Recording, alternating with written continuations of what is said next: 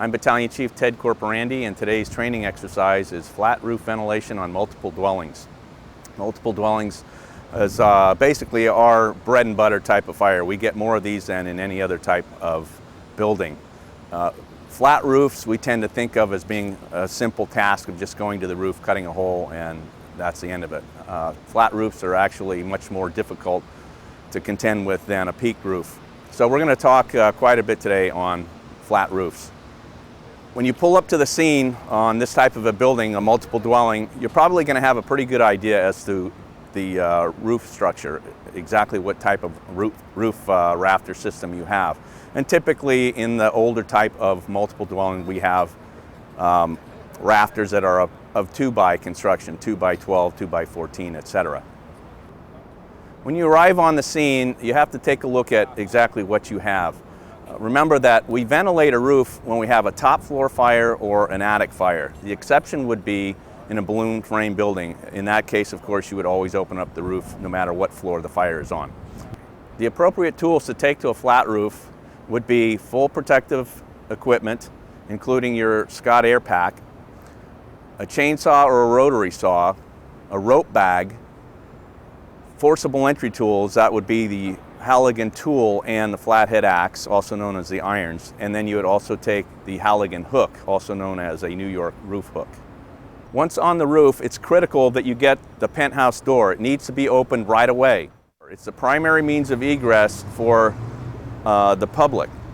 Therefore, you need your forcible entry tools. Get your irons, force the door. You want to force the penthouse door, open it up, probe for any victims, check for any bodies that might be on the other side of the door, and then disable the door in the open position. There are a number of things that you have to do on a flat roof. Now you need to move on to such things as checking the light wells for fire location, trapped occupants, checking the rear and the sides of the buildings for the same thing. Go for the easiest things first, such as a skylight. When you take a skylight, take the pick of the axe or the point of the Halligan and strike the corner of it first. It does not have to be very hard. That small amount of glass hitting the floor is an indication for firefighters who are conducting operations on that top floor that you're about to take that skylight. After you've hit it once, pause 1 or 2 seconds. It allows the firefighters to move to the side and out of the way. Now go ahead and take the skylight. Try to bring the glass back onto the roof.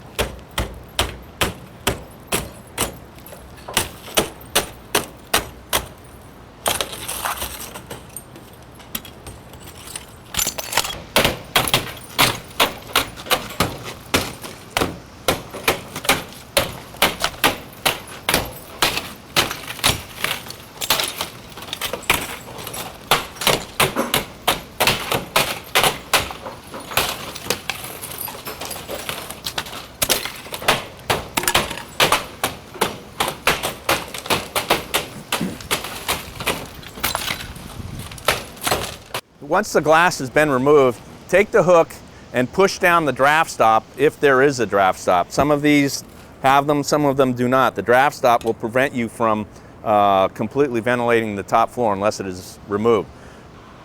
Use the opposite end from the hook to push it down. You don't want to use the hook to push it down because the hook may get caught up in glass or lath.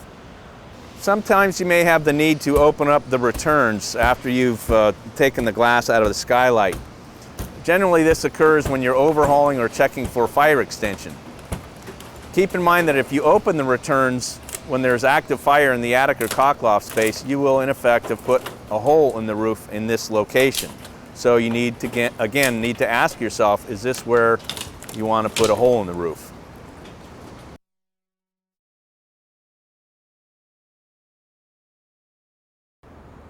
Also check scuttle covers. Okay, it's very important that we understand the significance of scuttle covers. There's two types that you're going to encounter. Those that access the top floor and those that access the attic or cockloft space. When we encounter this situation where we have a scuttle cover and we remove it, you're going to want to probe the sides with a hook. If you encounter sides, you know that that scuttle cover accesses the top floor and not the attic space. So that in the event of heavy smoke conditions on that top floor, by removing that scuttle cover, you will vent that top floor, making it more tenable for victims and firefighters. On the other hand, if we encounter this situation where you remove the scuttle cover and you probe and you find that there are no sides, that it actually opens up into the attic space, you've got a problem here. Imagine a fire at one end of the roof and we have removed the scuttle cover. Fire is going to be drawn towards that hole. Once you've probed the scuttle cover and you've determined that it accesses the top floor, we can leave the scuttle cover off. Sometimes it accesses a closet, so using the hook, try and push the door open. Now, if the scuttle cover accesses the attic, by leaving that cover off, you have put a hole in the roof. And remember, we only want to put one hole in the roof. So if you've made that hole, you have to ask yourself, is this where I want the hole? If the fire is at the other end of the building, you don't want a hole here. So put the cover back on.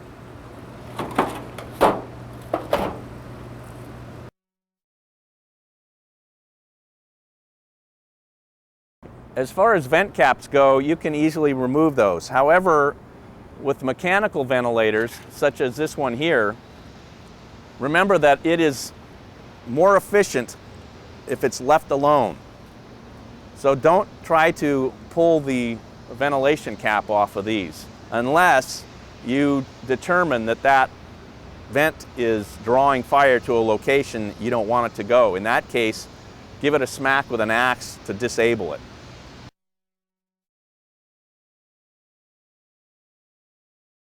To determine where you're going to put a hole in the roof, look for the obvious. Of course, if you see the fire and you know exactly where it is, you know that you want to put that hole as close to as directly over the fire as you possibly can. However, if it is not clear as to exactly where the roof is, once you get on the roof, mentally divide it into quadrants, and you can guesstimate approximately what quadrant the fire is in by the amount of smoke and where it's coming from. Put the hole in the center of the quadrant. Remember, when you are cutting a hole, to never put the hole closer than 5 feet from an exterior wall. Remember, only one hole. If you need to make the hole bigger, make it bigger. You want to cut one hole in the roof for the following reasons. In this diagram, we see fire in the top floor extending into the attic space. This is an unvented attic space. Fire is going to enter the attic and start running laterally because it has no place to go other than side to side. If we place a vent opening directly over the fire, as you can see, the fire will be drawn towards it. Fire will exit that opening, and one of the benefits of one hole is that fire will actually start to burn in on itself, reversing itself and up and out of that vent opening. On the other hand, let's imagine we put multiple holes in the roof. Okay, here's our fire. It's running laterally in both directions in the attic space. We place our heat hole, our vent hole, and fire starts to exit. But now we add another hole. Fire is drawn towards it. And now we've extended fire to this end of the roof. Place another hole on this side, and fire is going to spread laterally in that direction. Now we have guaranteed that fire will spread throughout the attic space. Remember that every time you open a hole, fire will be attracted towards it. That's why we want to keep it down to just one hole.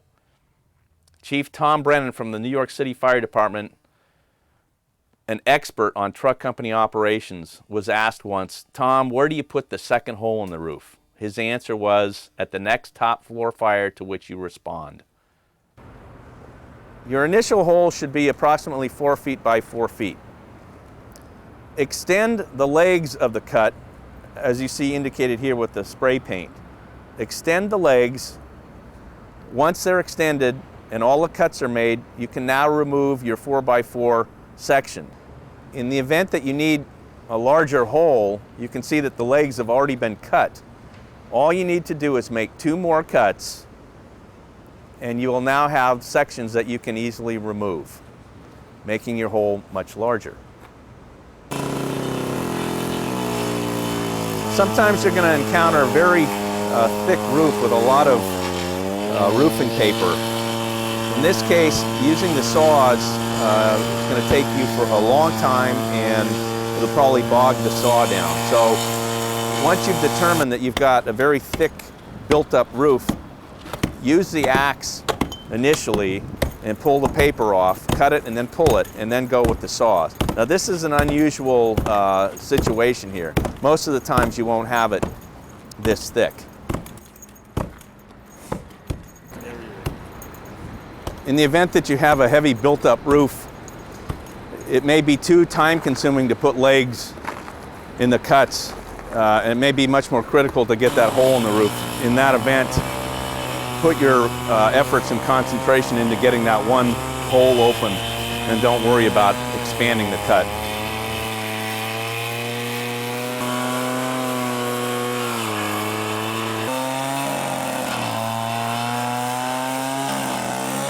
Once you finish your cuts, remove the little knockout. That's sufficient right there. And then use the hook to lift the boards.